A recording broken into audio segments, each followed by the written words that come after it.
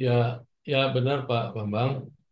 Kesulitan mahasiswa itu di dalam bayar uang kuliah itu kita rasakan, terutama yang reguler, yang Hmm, masih ketergantungan orang tua. ya, Ini sulit, artinya mereka sering kesulitan dan oleh karena itu yayasan untuk menangani hal ini membuat ini unit bisnis PT. ya, Itu namanya PT Krisna Dwipayana Perdana Sakti. Ini diharapkan ke depannya PT ini bisa membantu memberikan kontribusi ke perguruan tinggi, ke Unkris, terutama ya, di dalam pembiayaan uang kuliah S1. Ya syukur-syukur kalau ini hmm, PT ini berkembang di tahun-tahun ya, mendatang, ya mungkin ya kalau emang nggak mampu, orang tuanya nggak ya, mampu ya digratiskan gitu. Nah ini ya, salah satu upaya eh, kita yayasan ya dalam hal ini Prof. Gayus ya, selaku ketua pembina, kemudian ketua Pak Amir Garyatin sebagai pengurus yayasan memiliki pemikiran bahwa mau nggak mau kita nggak mungkin ketergantungan dari ya. mahasiswa, terutama mahasiswa S1 yang reguler, yang sebagian besar itu pendanaannya dari orang tua, kemampuan orang tua. Telah terbit Majalah Kampus Indonesia edisi keempat Februari 2025 dengan topik utama fenomena UT, siapkan IT dan dosen untuk 1 juta mahasiswa. Untuk informasi pemasangan iklan dan berlangganan silahkan hubungi kontak yang tertera di dalam video.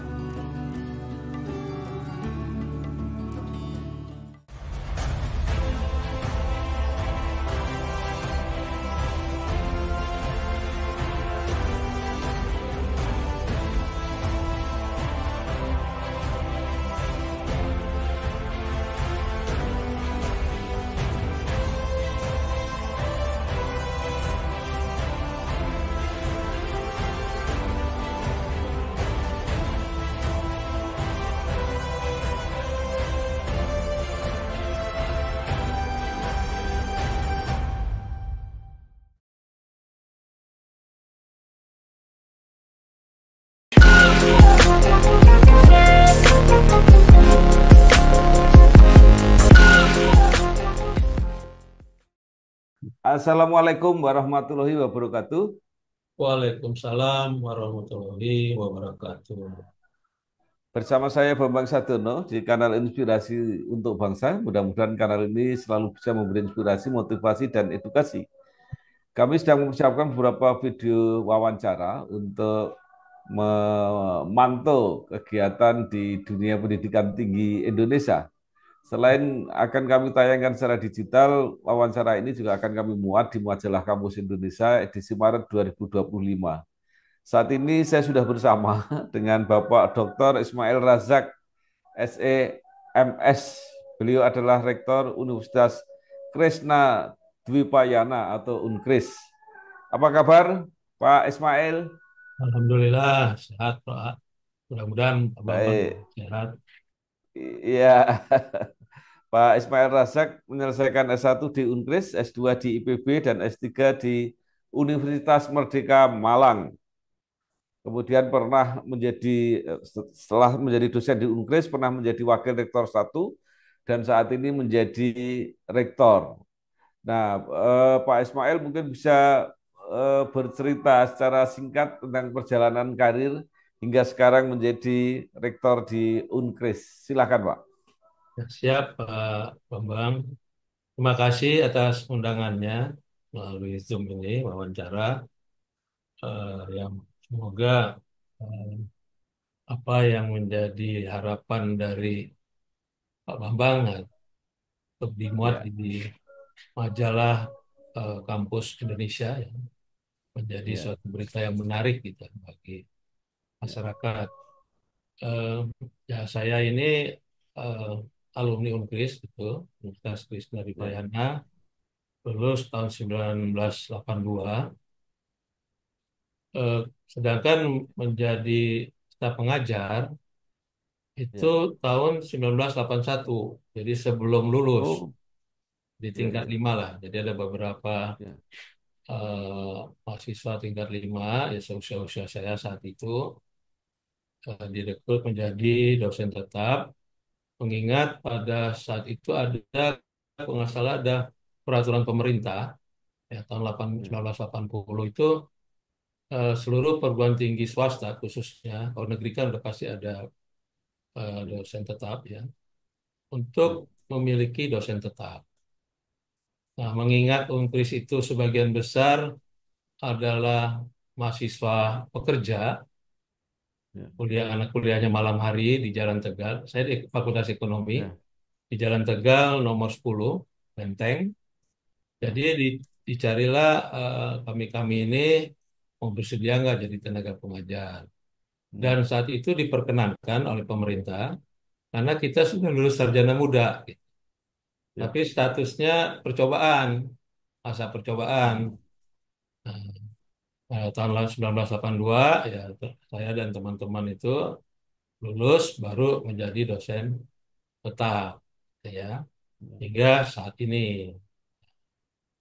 Untuk khusus sehingga saat ini.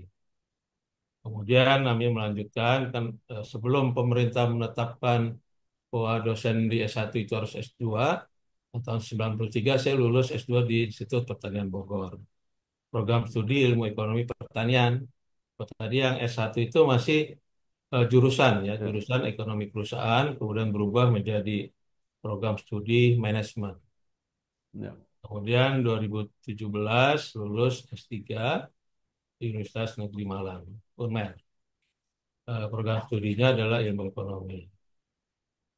Nah, mengenai karir dalam hal jabatan fungsional, yaitu saya dimulai dari asisten ahli media, ya, asisten ahli, terus kemudian lektor muda, lektor madya, kemudian lektor kepala gitu ya, 4A lah, ya, golongan 4A. Saat ini saya adalah lektor kepala ya, 4A. Mengenai jabatan hingga saat ini menjadi rektor, tentu tidak ya, begitu saja tiba-tiba jadi rektor gitu ya. Itu ada eh, ya jenjang, jenjang. Ya secara singkat, eh, saya ya pernah menjabat dimulai dari sekretaris Pusat ya, Penelitian dan Pengembangan Ekonomi ya, di Fakultas Ekonomi. Kemudian sekretaris jurusan program studi manajemen. Kemudian pernah ketua jurusan juga, walaupun sebentar, eh, program studi manajemen, pernah ketua pusat penelitian dan pengembangan ekonomi, pernah juga menjadi pembantu dekan satu, yang sekarang menjadi wakil dekan satu, bidang akademik, kemudian pernah juga sebagai PLT, ketua program studi Magister Manajemen, kemudian wakil wakil rektor satu bidang ya, akademik, tapi itu pada tahun 2011 2011 sampai dengan 2014. ya, Kemudian waktu itu rektornya sakit, saya pernah sempat menjadi PLH rektor 2014, tapi setelah itu eh, waktu saya belum doktor itu, ya, saya lagi studi, akhirnya saya lanjutkan studi, diganti dengan rektor lain.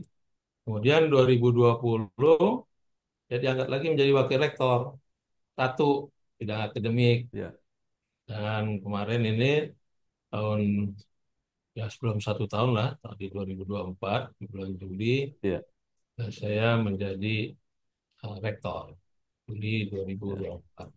Kurang lebih itulah sepintas ya, mengenai karir dari eh, pendidikan, ya, jabatan fungsional, dan jabatan struktural. Kurang lebih itu, Pak ya. Bambang. Ya, baik. Pak Ismail, ada yang menarik di struktur pimpinan Universitas Krisnadipayana ini. Ada posisi presiden. Itu seperti apa, Bro? Pak?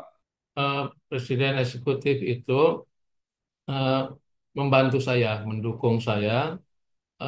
Selain ada Warik dua ya, bidangnya sama-sama dengan bidang keuangan. Nah, bidang keuangan, eh, kemahasiswaan dan kepegawaian. Cuman kalau Parek 2 itu dari segi administrasi, keuangan, kepegawaian, dan kemahasiswaan bersama kalau kemahasiswaan itu Parek 3 ya. Ke keuangan dan kepegawaian lah Parek 2-nya itu. Nah, Presiden Eksekutif ini untuk mengauditnya, audit internal lah, semacam audit internal di bidang keuangan, di bidang kepegawaian dan kemahasiswaan. Jadi membantu eh, saya sebagai rektor. Jadi saya dikonsentrasikan itu sudah rektor hanya dari segi akademiknya gitu. Jadi soal keuangan dan sebagainya ya nanti antara Warek Warek 2 sebagai administrasinya dan yang mengauditnya itu presiden eksekutif gitu. Semacam itulah kurang lebih. Baik. Nah, Pak Ismail, Unkris ini merupakan salah satu dari perguruan tinggi yang cukup senior, cukup tua di Indonesia. Nah, mungkin bisa diceritakan, mungkin Bapak punya catatan atau mungkin apa mendapat pencerahan sejak dari awal sampai sekarang itu perkembangannya seperti apa? Dari awal ya, seperti Pak Bambang katakan tadi kan Unkris berdiri sejak 1 April 1952. Ya. Nah itu awal berdirinya Universitas Krishna Dipayana itu berawal dari Konsulat Balai Perguruan Tinggi Krishna Dipayana di Bandung. Jadi di Oh, Bandung itu awalnya. Yang ya, menyelenggarakan, ini saya agak baca sedikit supaya waktu ya, ya, menyelenggarakan membuka beberapa sekolah kejuruan. Nah, oleh bekas pejuang Republik Indonesia, didirikan pula Badan Usaha Rakyat yang programnya ya, antara lain dalam bidang pendidikan dan kesehatan. Sebagai ya. sarana operasionalnya dibentuk Balai Perguruan Krishna Dipayana. Nah, Balai Perguruan Krishna Dipayana ini berkembang pesat nih. Sehingga di beberapa kota diadakan perwakilan atau semacam konsulat lah. Hmm, Nah, beberapa konsulat tersebut kemudian ada yang menjadi embrio perguruan tinggi di ya, kota, di daerah, yang akhirnya menjadi universitas negeri. Atas desakan para mahasiswa didirikanlah Akademi Hukum dan ya. Sosial Krishna Dipayana di Jakarta dengan diberikan izin penggunaan ruangan di gedung yang sekarang kita kenal Gedung Bappenas di Jalan Hmm, Ponorogo itu. Nah, ya, jadi awalnya itu eh, dari ini akademik hukum dan sosial Krishna Dipayana. Nah, baru bentuk akademik hukum sosial ini dirubah bentuknya menjadi perguruan tinggi dan namanya diubah menjadi Fakultas Hukum ya, dan Sosial. ya. Nah, ya, dalam memenuhi minat dan desakan masyarakat pada tanggal 1 Juli 1952 itu tadi 1 April 1952 itu yang Fakultas Hukum tadi ya apa Akademi Hukum tadi ya Ya. itu eh, 1 Juli ini 1952 didirikan juga Fakultas Ekonomi itu di bawah Hmm, pimpinan dulu Dr. Andes Ong Eng Ji sebagai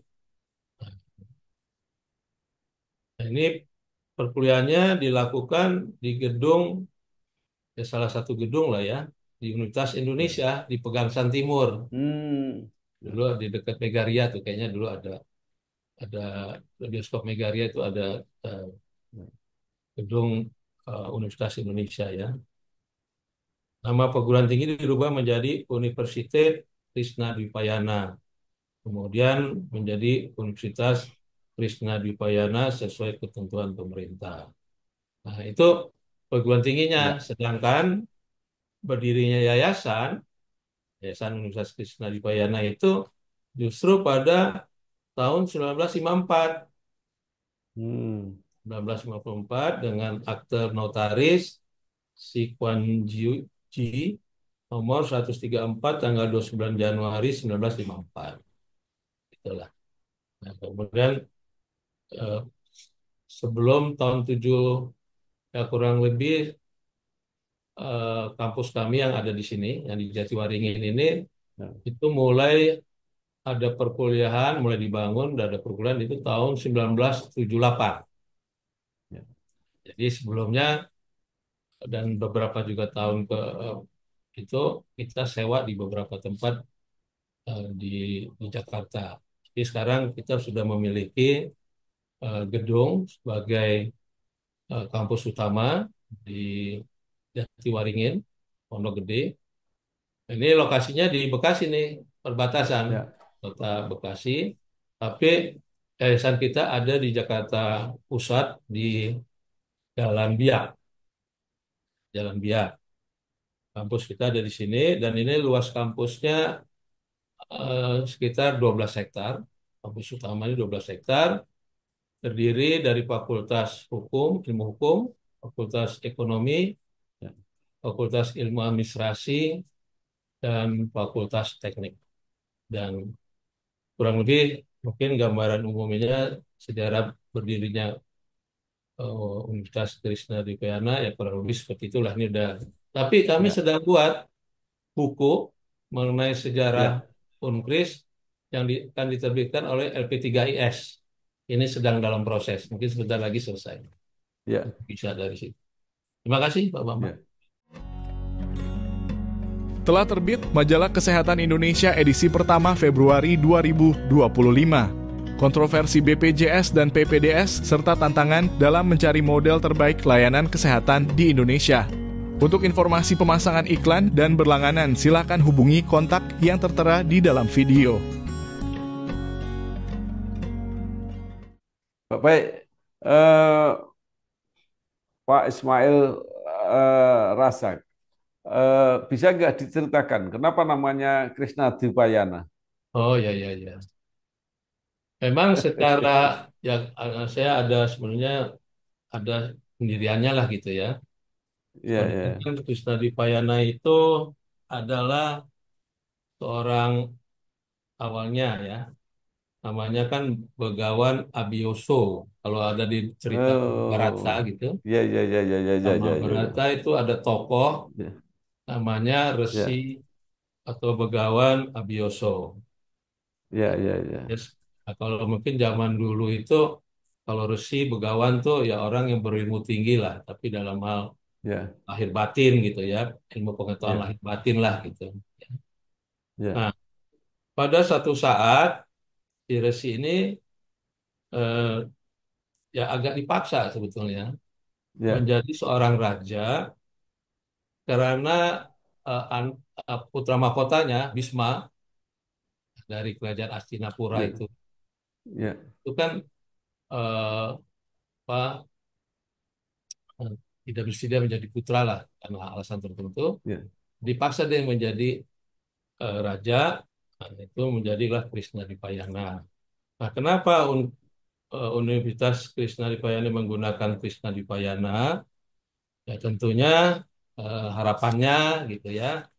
Nah, ya, harapannya tadi bahwa ya kurang lebih lulusan Unkris, nah, pertama yang S1 karena awalnya kan S1 ya, atau sarjana lah dulu, ya, sarjana Buddha, sarjana lengkap, itu diharapkan atau bahwa Unkris itu atau Universitas Krisnadipayana itu sebagai lembaga pendidikan ya agar lulusan Unkris itu menjadi seorang pemimpin, raja tadi kan, seorang pemimpin ya, yang arif dan bijaksana dan berpengetahuan tinggi layaknya seorang resi gitu, atau begawan gitu. ya, Itu mungkin latar belakang dari berdirinya Krisnadipayana yang bahwa lulusan Unkris itu terutama ya para sarjana itu ya, menjadi seorang kalau ya harus jadi seorang pemimpin, entah itu pemimpin RT, ya, RW atau pemimpin negara, ya, dia harus arif ya, dan bijaksana dan dia juga harus berpengetahuan tinggi layaknya seorang ya, resi. Ya, pimpinan tadi kan raja dia sebagai Krisnadipayana, resi itu sebagai Begawan Abioso. Ya kurang lebih ya. begitulah, Bang. Baik. Nah, baik. Unkris universitas yang sudah lama, sudah tua. Ya, Nah, sekarang menempati kampus yang tadi sangat luas 12 hektar. Eh, Kalau student bodinya seperti apa, Pak Ismail? Artinya jumlah mahasiswa, jumlah Jumlah prodi, mahasiswa ya. eh, fakultas, mungkin alumni sudah banyak sekali. Kalau jumlah fakultas kita ada 4. Tadi seperti saya sampaikan ada Fakultas Ilmu Hukum, Ekonomi, Ilmu Administrasi, dan Fakultas Teknik. Nah, Fakultas eh, kita punya ada 19 program studi, ya. 8 program studi eh, di S1-nya, kemudian S2 ada 5, dan yang S3-nya itu ada 1 saat ini, yaitu di Ya, Fakultas Hukum. Tapi kami sedang mengajukan dan sudah ada di Dikti usulan untuk membuka program S3 Ekonomi. Ini dalam proses. ya, Itu eh, jumlah magisternya atau jumlah program studi, ya. Eh, Misalnya Fakultas Hukum hanya 1, Ilmu Hukum, Ekonomi ada 2, Manajemen Akuntansi, Ilmu Administrasi itu ada Publik, Administrasi Publik, Bisnis, Teknik, Mesin, Elektro, Industri, Sipil, Arsitektur, Pengembangan Wilayah Perkotaan, Informatika, Sistem Informasi. Kalau yang S2-nya itu ada Magister Hukum, Magister Manajemen, Magister Ilmu Administrasi, Magister Teknik, dan Magister Manajemen Teknik. Sedangkan S3-nya adalah Ilmu Hukum, ya. Jumlah mahasiswa saat ini, mahasiswa mahasiswa baru apa yang ya. Total, mahasiswa Pak. total, ya. Mahasiswa baru, mahasiswa total yang aktif itu 7.000 seluruh, ya. Ya, ya, 7.023 masih kurang lebih, ya, 7.023 ya, orang. Sedangkan yang aktif itu yang ya. artinya yang ikut kuliah itu adalah 5.048. 5.048 tahun 23-24. Ya, tahun 2023-2024, ya, karena kalau 2024-2025 ini masih dalam Ya, apa eh, belum ada di PDPT. Ini proses. Ya, sumbernya dari PD Dikti. ya, Sumber data ini dari PD Dikti. Yang ya, yang aktif, ya, itu 5.048 saat ini. ya. Baik. Nah, kemudian kalau yang tiap tahun mahasiswa baru berapa diterima, Pak? Dan apa yang paling banyak diminati program studinya? Mahasiswa baru, ini sebentar ya Pak. Ini ada tahun 2023, 2024, yaitu totalnya ini 1.197. Memang ada kecenderungan penurunan sih dari Ya. waktu-waktu lalu, terutama yang reguler. Tapi Hmm. kalau yang kelas karyawan itu relatif naik. Mungkin Hmm. karena yang reguler itu yang lulusan SMA murni, Pak Bambang, Ya. itu agak turun karena Ya. apa? Mungkin karena COVID gitu, ya, masih ada Ya. dampaknya. Terus kedua, ini eh, ya, ekspansi perguruan tinggi negeri, dibuka program Oh. studi yang melalui program-program mandiri Ya. itu, dan itu dirasakan Ya. juga bukan Unkris saja, hampir semua perguruan tinggi swasta.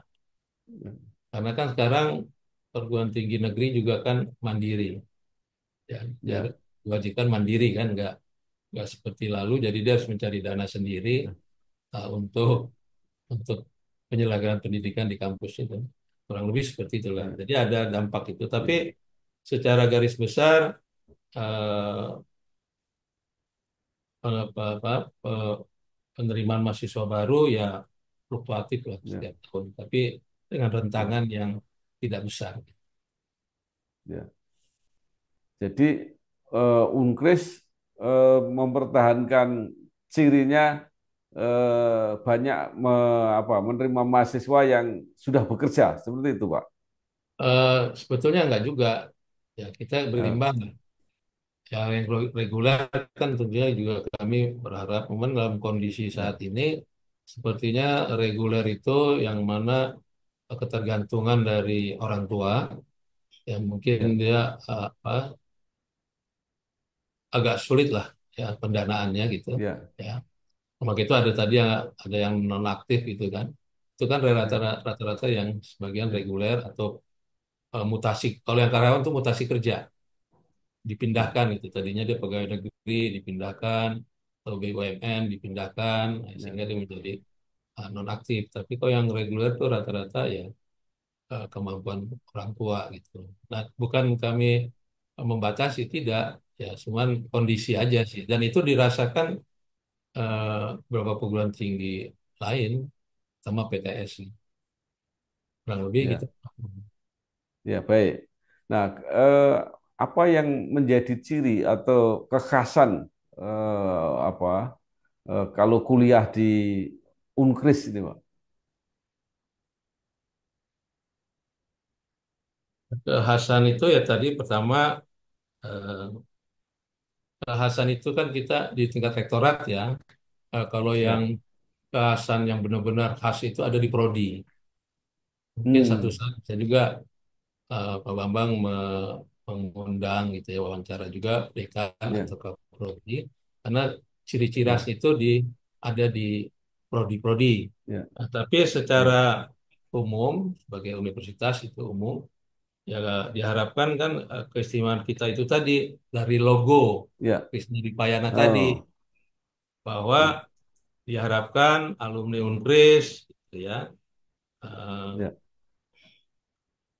lulusannya itu, lulusan Unkris itu menjadi pemimpin atau raja yang arif ya, dan bijaksana, berpengetahuan tinggi layaknya seorang besi. Itu ya, kan, ya, itu nggak ada itu, karena logo itu kan mencerminkan manfaat gitu, ya, ya, manfaat daripada kelulusan gitu. ya, Kalau seandainya Unkris ini produk, kurang lebih manfaatnya kan di situ gitu ya, kurang lebih gitu. ya, Nah, itu, tapi ya, juga ya kami yang kedua itu ya, sebenarnya tetap mulai dari awal pendiriannya, ya, bahwa kita tetap menjaga gitu ya dan meningkatkan kepercayaan masyarakat. Ini sampai sekarang eksis, dan menjaga atau meningkatkan reputasi akademik, ya, ya, sesuai dengan perkembangan iptek saat ini. Kurang lebih itulah. Tapi nah ini ya, kurang lebih itulah kekhasan Unkris. Telah terbit edisi digital dan cetak. Majalah Politik Indonesia edisi ke-6 Februari 2025. Membahas mengenai Hari Pers Nasional 2025, dinamika perjuangan media cetak hingga kondisi media siber di Indonesia. Untuk informasi dan berlangganan dapat menghubungi kontak yang ada di video. ya, ya. Baik, Pak Ismail. Ya, sekarang bicara mengenai alumni. Nah, mungkin kira-kira sudah berapa jumlah alumni dan mungkin ada alumni yang sudah mencapai puncak-puncak prestasi di masyarakat. Kalau jumlah alumni ini ya kita terus research study-nya ini agak sulit ya pastinya. Kalau sejak berdirinya gitu, karena sudah terlalu lama dan Ya, sejak dulu juga mungkin ya, pendataannya kurang kurang apa gitu ya. Tapi kalau dilihat dari tokoh-tokoh yang lulusan Unkris itu ada di pemerintahan, Misal Menteri, ya, Wakil Menteri, DPR, sama Agung, eh, pengusaha, BUMN. Ambil contoh misalkan ya ya, di Pak Bambang Tawi, yang eh, Prof. Dr. Gayus Subun, itu kan alumni ya, alumni Fakultas Hukum. Dia sebagai ya, ketua pembina saat ini. Beliau kan ya, adalah Hakim Agung ya, ya, 2000 berapa ya, 2003 sampai 2001 ya, 2016. DPR ya, ya, RI. Yang saat ini nih, eh, ada ya, eh, Jenderal TNI Dudung Abdurrahman, dulu Kepala Staf Oh, TNI, ya, ya, Jenderal TNI Dudung S1 S2-nya itu ya, dari Unkris, ya, Dudung ya, Abdurrahman, ya, Kepala Staf TNI Angkatan Darat. ya. Kemudian ada Zulkifli Hasan, Menteri saat ini, Oh, ya, ya, ya, alumni Unkris S1-nya, ya. Ekonomi. Kemudian ada Jenderal TNI Agus Subianto, Panglima Hmm, TNI Nasional Indonesia saat ini kalau ya, nggak salah. Yaitu juga ya, Fakultas Ekonomi S1. Kemudian ada Sarif Hasan, Sarif ya, Hasan, kabinetnya Menteri Kabinetnya Pak SBY. ya, Pak SBY. Eh, itu yang eh, sekarang ini ada di pemerintahan. Sebelum-belumnya bahkan waktu saya masih mahasiswa itu ada beberapa direktur di RUT Bank Bank Bumidaya itu Omar Abdallah. Ya, Terus di TN itu ada Prayogo Mirhad gitu yang saya kenal-kenal yang masih ingat-ingat hmm, gitu ya. Terus ya, ada lagi Menteri Tenaga Kerja Abdul Latif, pengusaha hmm, Sarina Jaya, itu kan juga ya, menteri sebagai menteri gitu ya. Kemudian ada ada Wakil Menteri BUMN Mahmudin Yassin zaman kabinet SBY, hmm, itu angkatan saya ya, itu Mas. Ya, ya, dan banyak lagi sebenarnya. Ya, ini kemudian ya, banyak yang kalau yang lama-lama udah agak lupa gitu ya. Tapi pengusaha-pengusaha ya, banyak, ya pengusaha-pengusaha di pimpinan BUMN itu banyak, baik itu di RUT maupun direktur atau perusahaan-perusahaan pribadi gitu. Seperti Abdul Latif kan pemilik Sarina Jaya gitu. ya, Ya, ya. kurang lebih seperti itu. Iya, baik.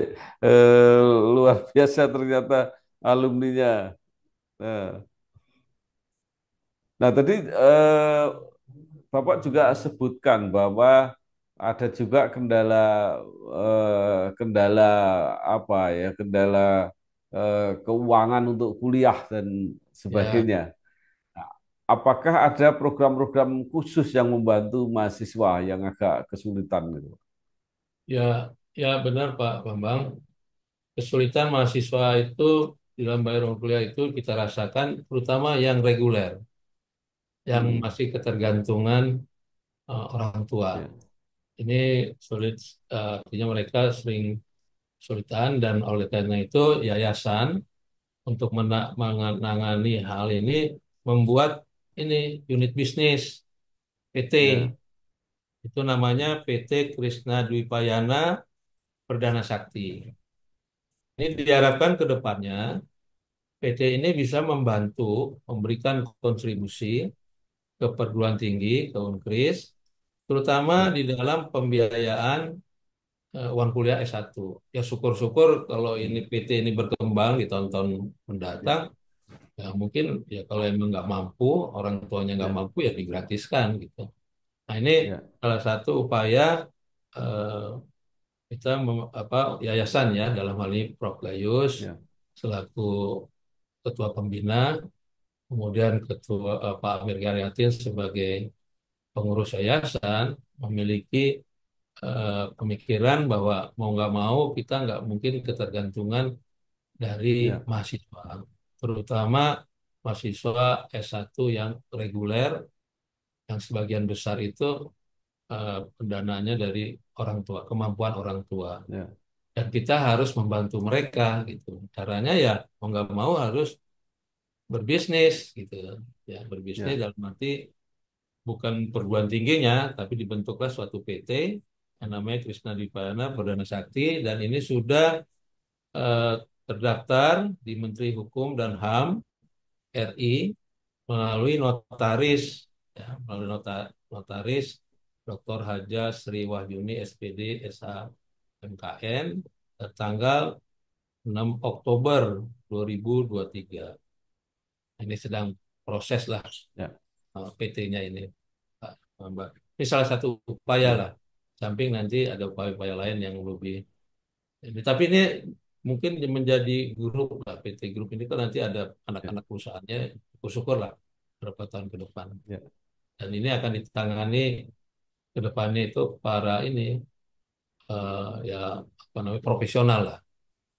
Jangan ya, diserahin ke dosen, harus ke profesional ya, yang mereka bisa berkembang. ya. Pimpinannya, Mas. Baik, ya, Pak Ismail Rasak, terakhir, selama eh, kepemimpinan Bapak, apa yang target-target yang akan dicapai?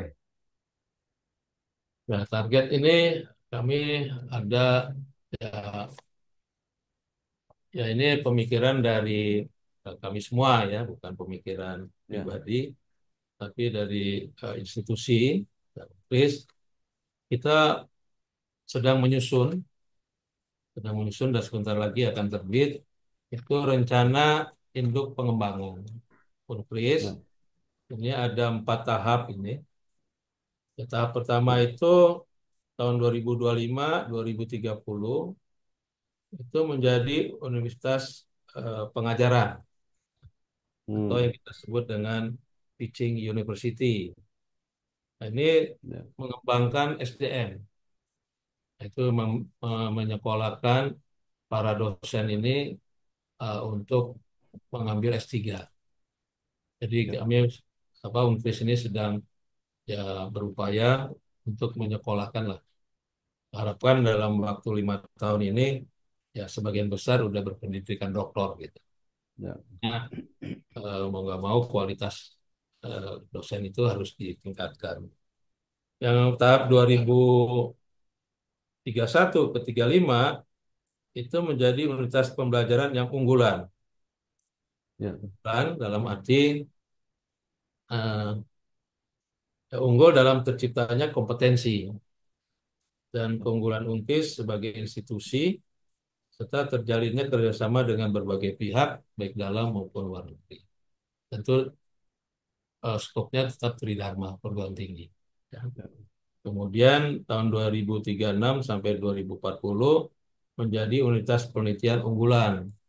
ya, Ini unggulan dalam menciptakan nilai tambah proses pembelajaran ilmu pengetahuan sebagai universitas penelitian yang didukung oleh proses pembelajaran unggulan. Artinya penelitian itu mendukung ya, eh, penelitian itu sebagai tridharma kedua, mendukung tridharma pertama pendidikan dan pengalaman, pendidikan dan pelajaran, dan ya, mendukung tridharma yang ketiga yaitu pengabdian pada ya, masyarakat.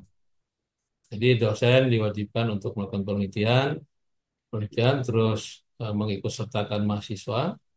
Ya, nah hasil penelitiannya itu mendukung materi-materi ketika ya, dosen eh, mengajar ya pendidikan, hmm, penyusunan atau bimbingan skripsi dan sebagainya, dan juga eh, hasil penelitian itu juga sebagai bahan untuk kegiatan pengabdian masyarakat. Nah, itu biasanya kami lakukan seperti itu. Jadi pusatkan di pada penelitian. Nah, nanti 2041 sampai 45 itu ya diharapkan Universitas Krishna Dipayana ini menjadi kelas internasional. Artinya bertaraf internasional eh, dalam segi ya Tridharma tadi, yang mungkin skopnya eh, apa itu ASEAN atau apa. Tapi yang kita udah rintis saat ini kita sudah bekerja sama dan kemarin kita kirim ya, kurang lebih 8 mahasiswa ke Malaysia, ke ya, University Teknologi Malaysia. ya, Kemudian kita mendatangkan dosen dari eh, Rusia, State Pedagogic Ural University, hasil kerjasama kita dengan Duta Besar Rusia yang ada di Jakarta. hmm, Kemudian itu tadi ada beberapa apa yang UTM itu juga hasil kerjasama kita dengan Kedutaan Besar Malaysia yang ada di Jakarta. Nah, jadi kita ya, mulai merintis sedikit-sedikit ya, tapi kita kan eh, apa utamakanlah ASEAN, rintisannya di ASEAN. Karena pertama dari segi biaya kan murah. Kita awal dari Malaysia. Ya. Dari segi biaya pulang pergi atau mereka datang ke Indonesia atau kita datang ke Malaysia relatif terjangkau dari segi pembiayaan, baik itu untuk dosen maupun mahasiswa. Bahkan mahasiswa senang, bahkan diantaranya mereka juga berkontribusi dalam pembiayaan walaupun dalam jumlah yang kecil gitu ya. Misalnya beli paspor, urus paspor Ya. pakai biaya sendiri gitu ya. Nah, Ya. kurang lebih itu. Jadi mereka tertarik untuk program-program semacam ini, program magang gitu di perguruan tinggi di University Teknologi Malaysia. Dan ini akan kita kembangkan ke beberapa universitas Malaysia lain dan juga Singapura. Kalau bisa ya ke negara ASEAN yang lain, tergantung tadi pendanaannya, gitu ya. Tapi eh, ya harapannya nanti ya 2000 tadi 2041-45 ya kita sudah taraf benar-benar internasional.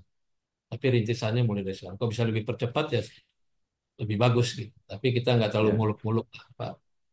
Kurang lebih Ya. gitu. Baik, terima kasih sekali Dr. Ismail Razak, SEMS, Rektor Universitas Krishna Dipayana Unkris. Banyak Terima sekali yang kasih, sudah Bang disampaikan, Bambang. mudah-mudahan membantu informasi untuk kita semua dan Ya, juga mungkin menjadi jembatan untuk yang ingin meneruskan pendidikan di Universitas Krishna Dipayana Bekasi, Jakarta. ya. Selamat bekerja, selamat berjuang, sukses Pak Ismail Razak. Terima Terima kasih. kasih, Bang Wassalamualaikum Bambang. warahmatullahi wabarakatuh. Waalaikumsalam warahmatullahi wabarakatuh. Telah terbit Majalah Ekonomi Indonesia edisi kedua Februari 2025. Generasi milenial mulai mendominasi pasar saham. Untuk informasi pemasangan iklan dan berlangganan, silahkan hubungi kontak yang tertera di dalam video